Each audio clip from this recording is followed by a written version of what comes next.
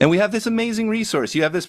I've revealed my entire heart and soul to the public in a lot of important ways, and I have almost 700 dreams here. So, like, if you're a psychologist out there, or just a curious person, I'm a great case study. I'm like really just telling you everything about A lot my of psyche, documentation. including my dreams and lucid dreams and mystical experiences. Kind of interesting. And I'll tell you about my personal life too. And you see me here talking how I am. It's like, holy shit! Like, study this. This is my spreadsheet. It's called Dreamland. I got my report open right now. We're going to look at entries in my dream journal concerning lucid dreams. Let's And take a second for the uninitiated to explain ooh, what you mean by lucid dream. yeah, right. So when I started doing this, this was like a secret thing as far as I'm concerned. It wasn't a Hmm. thing people knew about or talked about. Still kind of don't. Right. And now it's kind of more a cultural thing. Like, you probably don't hear about it much, but like, so for me, it was a thing that I didn't know was real. And then Pre-internet. Yeah. as I did it, and as we were like talking about it, and like as I actually accomplished it eventually, it really blew my mind that this is possible. That it appears nearly every person can fully recall their dreams and be lucid, or like you are now. You're here. You're In control. experiencing this. Yeah. You're not unconscious. You're It's a little steering the ship. different. It's not exactly the same as being awake, but you are there in the dream, and you can kind of, like you say, steer the ship. You might be able to change the content or just manipulate a little bit. You might have superpowers, but the main thing is just I, this feeling like I'm here experiencing this. I intentionally say steer the ship. You're not 100% in control. It Yeah. is still your subconscious driving, but you can manipulate the situation. Like, oh, it'd be really cool if I had, a sports car right now. And then all of a sudden there's a sports car in your dream, and you thought about it in your dream and it became a thing. You were able to you're able to guide your subconscious enough that you can manipulate the dream. If you could be as lucid as your waking life, I think that you'd win the game. That's like the highest level of lucid dreaming would be you are 100% in control. You are Neo in the Matrix. Everything is of your own construction. When I have lucid dreamt, the scenario was given to me by my subconscious. The characters were given to me by my subconscious. And I can steer the ship. And by that, I mean I spin the wheel 18 times and I start to turn a little bit. I don't claim to be very good at it, but I can count on both hands and toes how many times I've had lucid dreams I'm somewhat in control of. A lucid dream is just a dream you have some sort of waking intelligence during. Yeah, I want to actually dicker that a little bit. I think this Let's go. might be kind of a pitfall. And we might see this as we're kind of unpacking my dreams. I don't think it's control we're looking for. I think it's more lucidity. I think when you start out and you go, I want flowers in my hand, and a bouquet of flowers appears, this is really startling and profound. Like, oh my God, like I could make that river turn to fire. But I don't think that's the goal. I think that's a thing that is really exciting about it. Like, okay, let's take this female that I have a crush on and let's have sex with her. This is possible Okay. in the dream. It's not illegal or anything. Great. Okay.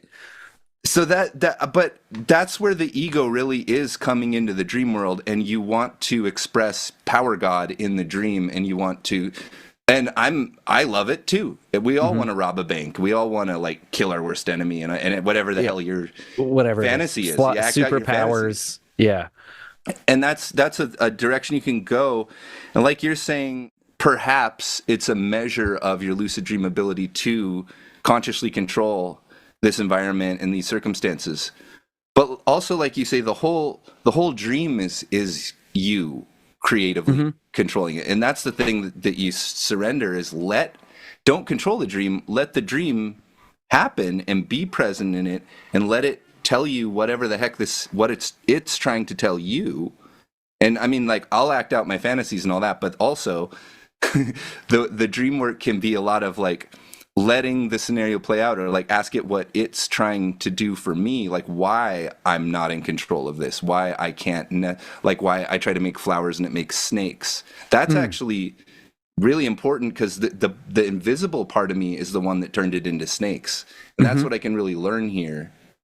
So there's both of those. I think like you get the power to control perhaps, but I think the real pot of gold is just to be more present for what your subtle mind is trying to reveal to you.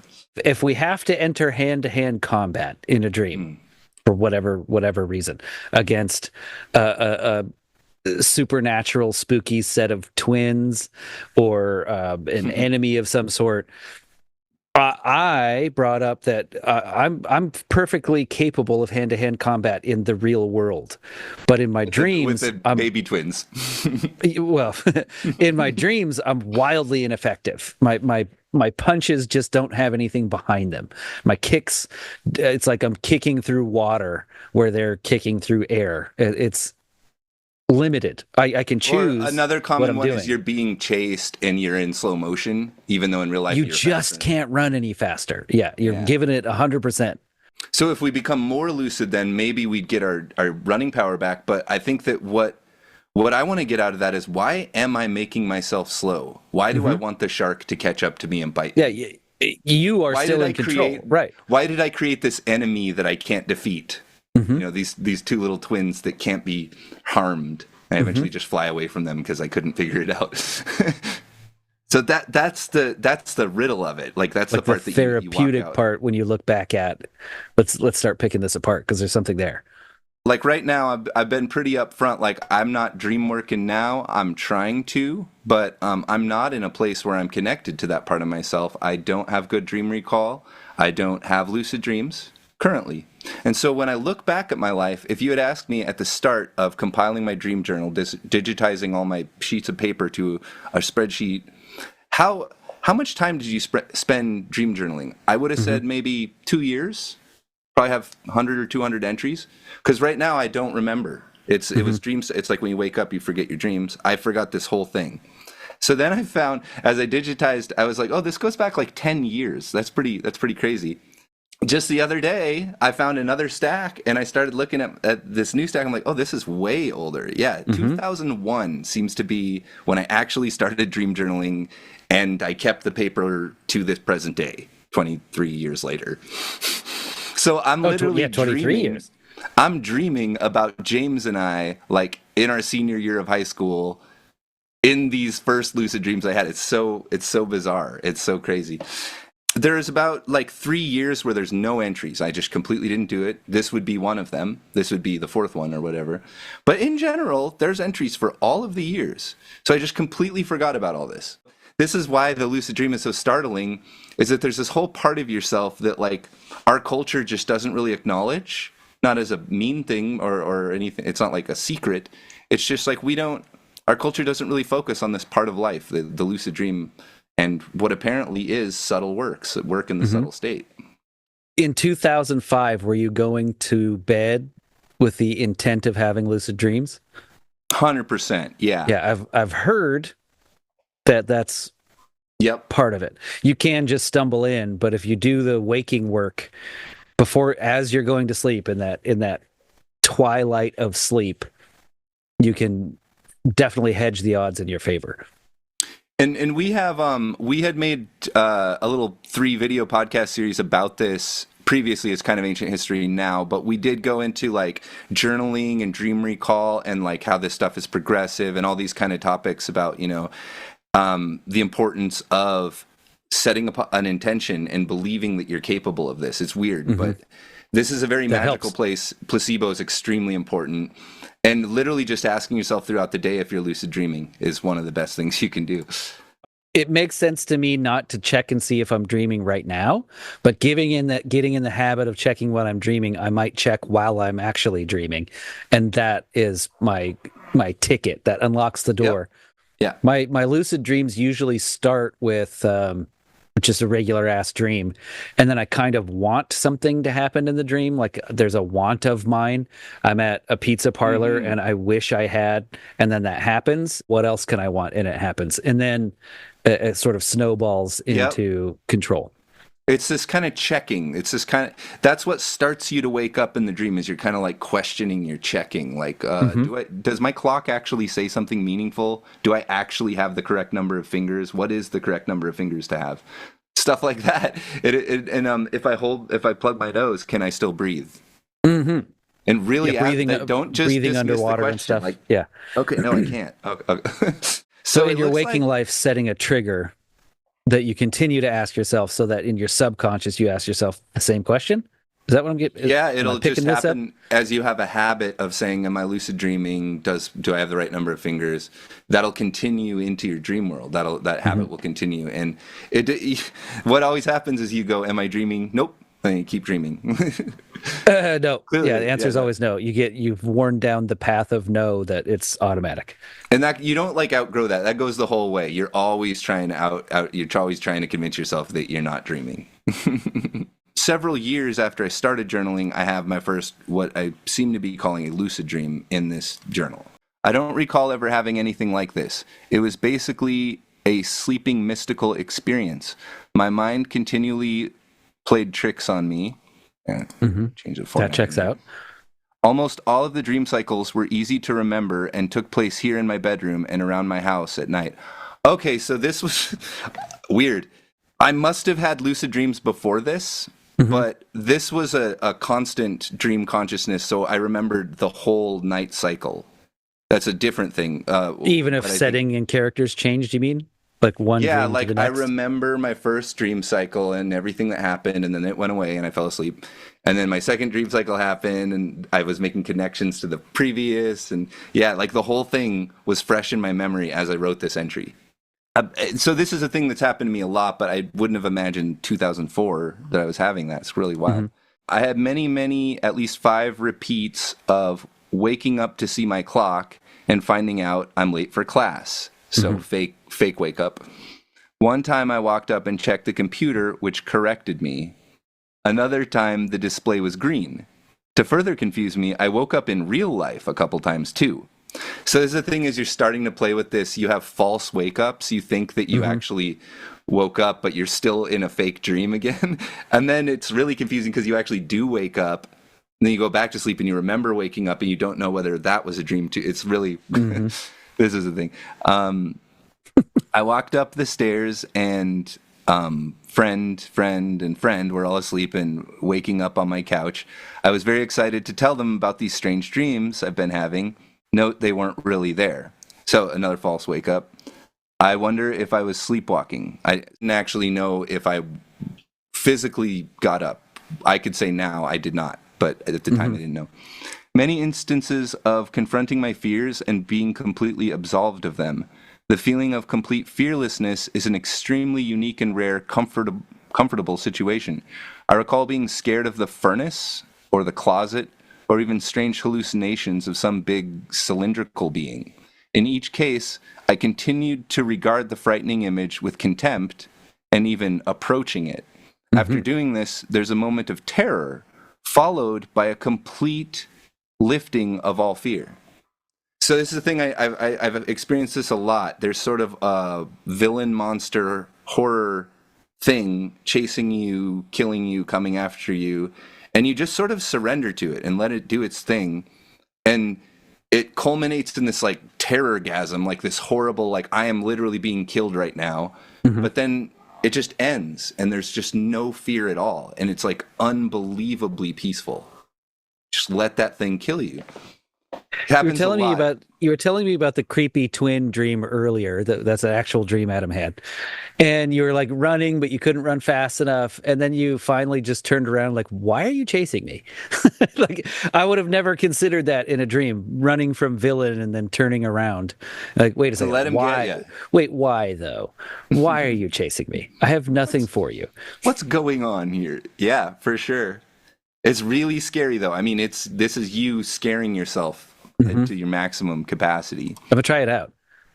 You're not afraid of any of your dream stuff. No, I love nightmares. It's like one of my favorites. I'm sitting in a restaurant at night with a girl from my class. Very odd. It's not a person I think about. Many people that I know are peripherally in the restaurant. Hmm. It has a Finnegan's family restaurant mood to it. Mhm. but the colors, arrangement, and orientation are all wrong. The dream goes lucid. Okay. Once again, there's a unique feeling of being very clever in debugging my own mental trick, and also being amazed by the ingrained ability to do so. Mhm. I project the trickster character onto this classmate and scold her for keeping me in the dark. That's weird. I consciously take this person in my dream and I'm like, why are you trying to trick me into thinking I'm not dreaming? I try my best not to force the situation or to get excited knowing that it will wake me up. I go into the central area of the restaurant where the wait staff are. I start groping them. They don't seem to notice. We have relations. I wake up. Okay, so it gets sexy, and then I wake up from the lucid dream at this point. But it's quite possible that I either fall into a deeper sleep stage or only dream of waking up. I only recall ascertaining waking up 2 or 3 times, and I generally feel good and rested, which is surprising considering the wild and graphic nature of this sleep cycle. You keep waking up throughout the night, doing your dream journaling. It seems like you didn't sleep at all. But as I did this, I did find most of the time I did feel just as rested. Some of the people watching this are people who don't know whether they believe in lucid dreams or not. And a lot of the people watching this are people who've had a bunch and they're just curious to know more about it.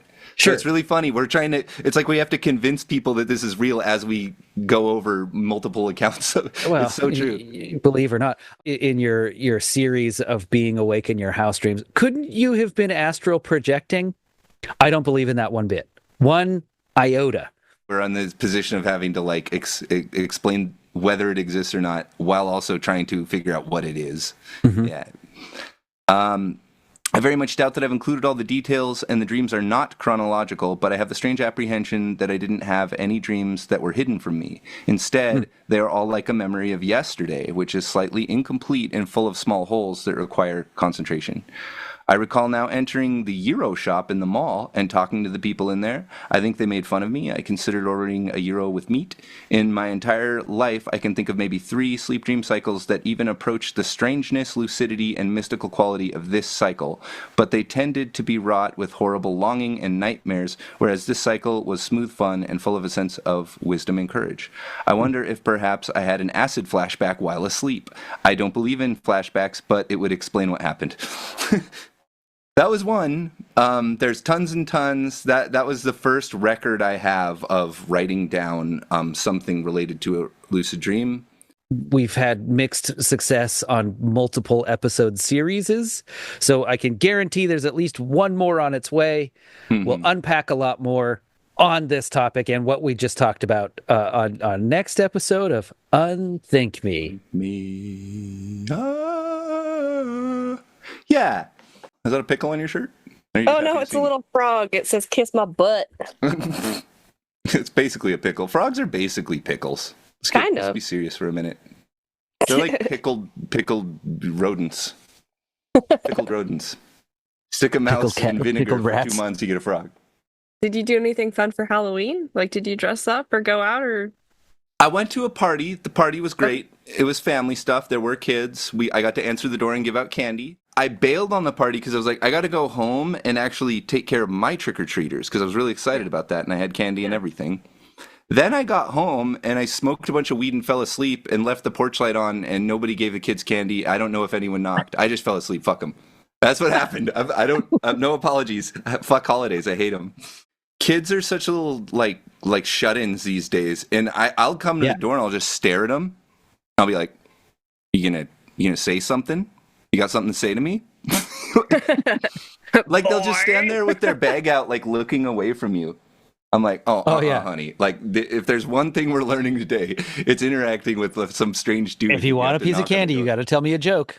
Sign up next year. Be like, next year, put a little sign up. Jokes. You want candy? One piece of candy per joke, and a kid's gonna rattle off like 10 terrible jokes really quick. 10 pieces of candy.